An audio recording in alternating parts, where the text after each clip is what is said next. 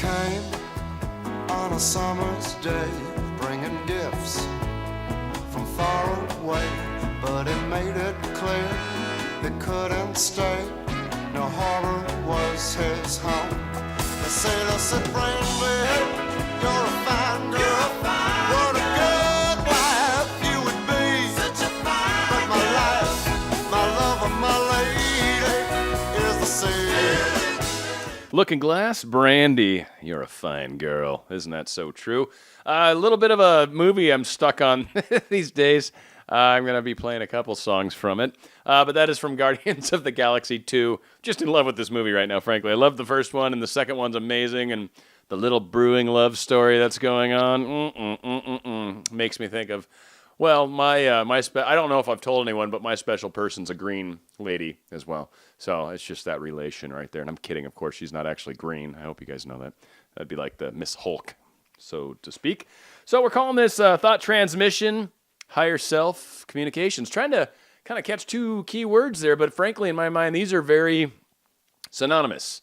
Thought transmission's a very Goddard thing, and talking to people's higher selves is essentially what I was kind of brought up understanding it as. So going to kind of try to cover definitions as first. It seems to be a good way to start, and then we'll get into a couple little points that I wanted to bring up that I thought were germane, right, and good stuff, and maybe helpful for a lot of you out there that are struggling right now. You're like, I wish I could just talk to so-and-so. I wish I could just get them to communicate to me. Well, we've got some things that we can try, and I've personally found great success with this, but a lot of it, too, is I don't have hang-ups over the concept of it. And I'm not saying you do, don't get me wrong, but I'm very open to this. In fact, I had a very profound experience when I was super young. It was just out of high school. My grandfather had passed away, had a major experience with him. And so really learned at a very early age that this is just a veil. And whether you're alive or dead, whether you're here or there, doesn't matter. We can communicate to each other fine. So again, and that's, I know, stretching it into a really crazy place. Maybe one day I'll do a show. It might be one of the teacher shows I'll do on that concept. But again, these things definitely happen for sure. All right, so thought transmissions. Basically a thought transmission, as far as my understanding of what Neville Goddard's kind of specifically talking about, is whenever you think of anybody at all, you instantly create a bridge between you and them. It's a thought bridge is kind of how I look at it. But it's also, it would almost be like high-speed internet, really, right? But it's a bridge that connects your thoughts, connects your feelings, connects your emotions, connects all of that at once. All right? So when you're thinking of so-and-so, that bridge is immediate, it's instant. They could be a trillion billion miles away, or they could be in the room next door. The distance and time it takes to get to them is instant.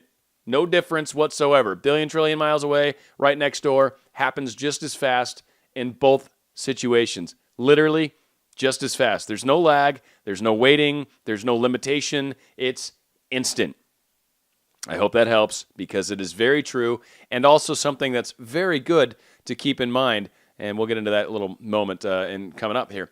Talking to someone's higher self, much the same, except it's a little more deliberate, and it's a little more communicative, if you will, or a little more conversational. How about that? That's probably a better word choice. So when you're talking to someone's higher self, it's basically you're thinking of them.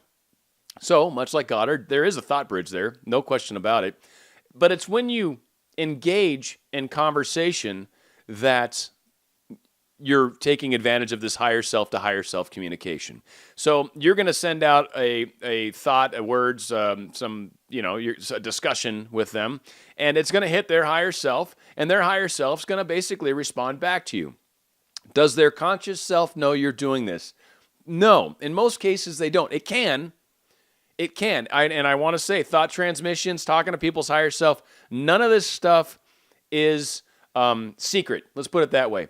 So if you're having a conversation with your significant person, anybody can hear that. There is no secrets in universe. There's no secrets in higher self. There's no, can we have a little private room? No, there's no such thing. All of our thoughts are broadcast everywhere to everybody at all times. Every thought you have, every emotion you have is broadcast. Can they hear it consciously? They can. It's absolutely possible.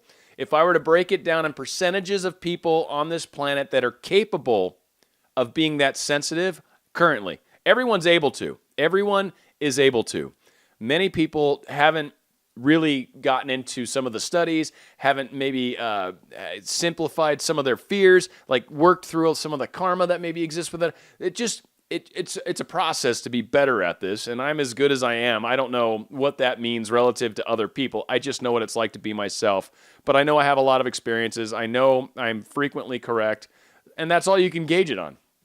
So, yes, they can hear you. I would honestly say 95% of people won't necessarily know what's happening. They might get inklings, they might have thoughts, but it's really hard sometimes to distinguish between a thought I'm creating versus a thought they're creating.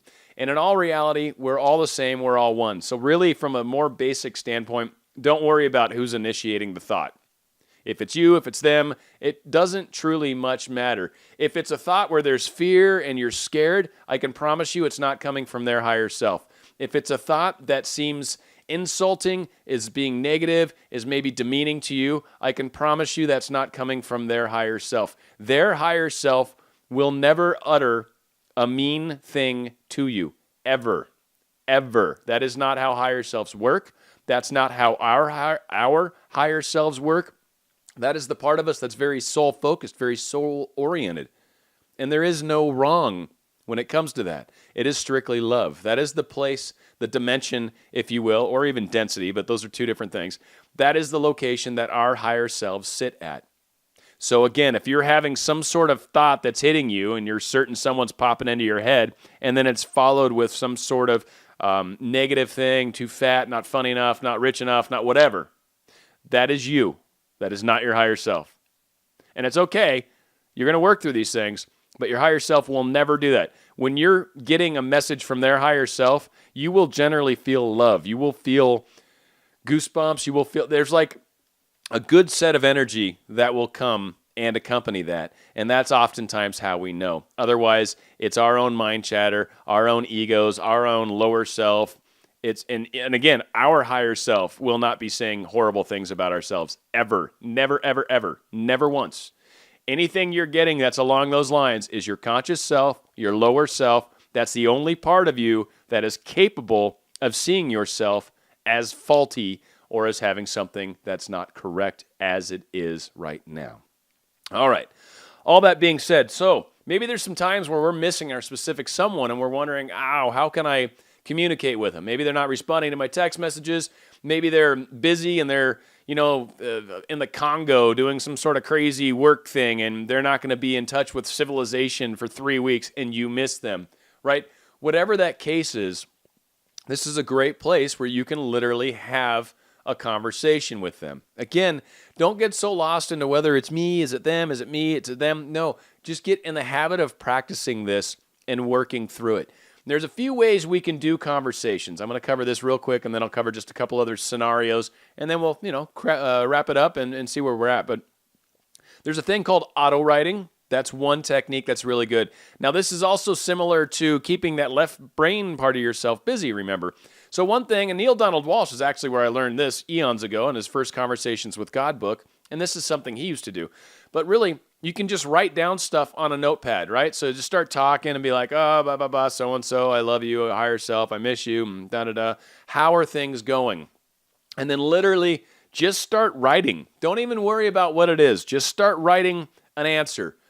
Eventually, it'll start to sound, it's like even almost immediately, it'll actually start to seem like things they would say. Don't worry about it. The second you think about what you're doing, you're going to jack it all up. Just start writing. Just write whatever words they are. They don't need to make sense. Just start writing them, okay? There's your answer. Then write down another question and just start writing down the answers. That's all you need to do from that standpoint. The writing part kind of keeps your left brain busy while the right brain's feeding you words to write down.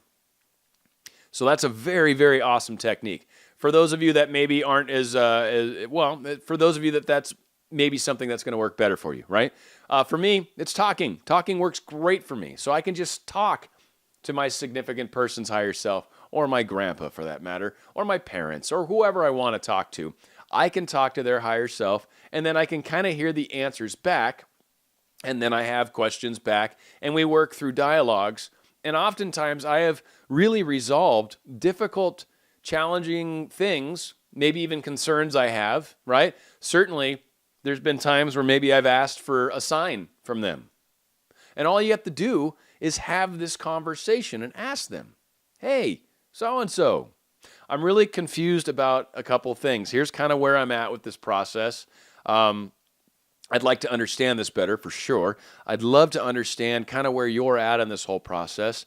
If there's any way you can kind of sort of communicate to me, higher self to higher self, of course, maybe you can help me out with that. And however that transpires is how it will transpire. Now, when you do this, it's not necessarily going to come from their conscious self. It might. They might text you. They might email you. They might call you. Okay, awesome.